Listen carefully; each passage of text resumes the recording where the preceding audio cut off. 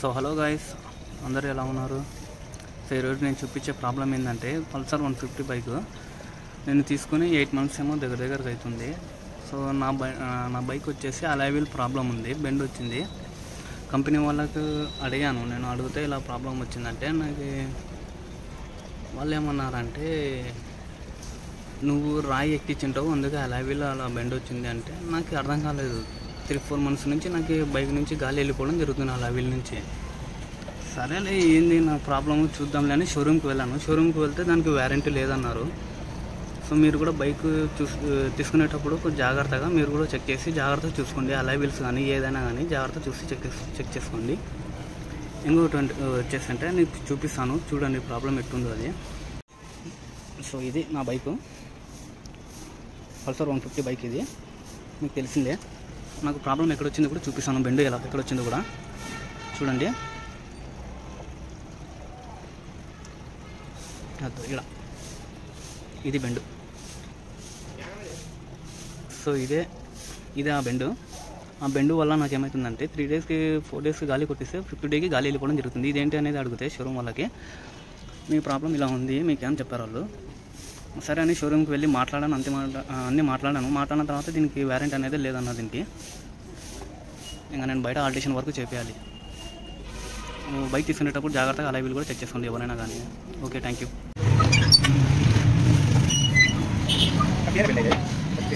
भाई 3 महीने से चालू हो गया ये.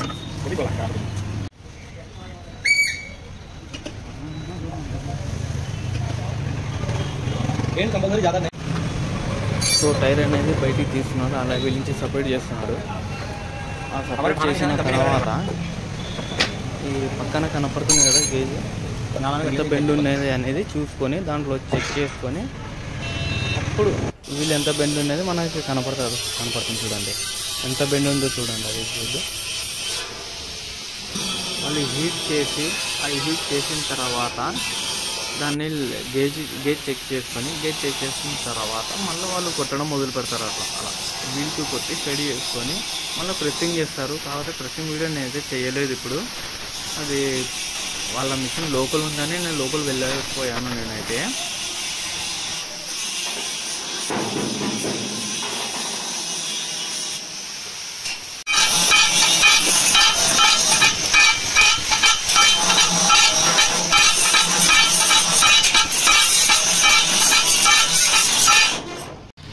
పెయింట్ పోతుందని వీల్కి కూడా నా స్ప్రే తెచ్చి స్ప్రే చేస్తున్నాడు వీల్కి.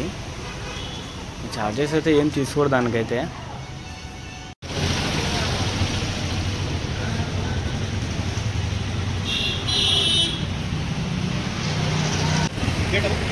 ఈ అడ్రస్ కూడా చెప్తాను, ఇది ఎక్కడో కాదు, కర్నూలులో కల్లూరు ఎస్టేట్కి వెళ్ళే దారిలో ఈద్గాకి వెళ్ళే రూటులో ఎస్బీఐ బ్యాంక్ ఆపోజిట్లో ఉంది ఇది. నేను ఖచ్చితంగా చేస్తాడు మీకైతే. నా బండి పని అయితే అయిపోయింది. మరి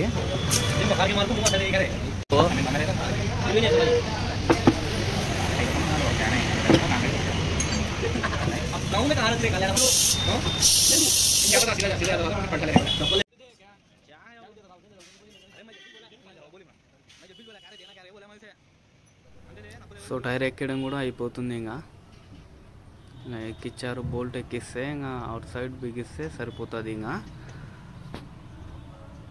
అది లోపల పోవడం లేదు, సుత్తతో కొడుతున్నాం మా వాడు.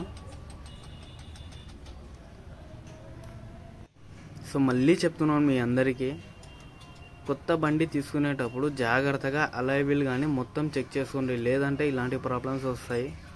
జాగ్రత్తగా ఉండండి.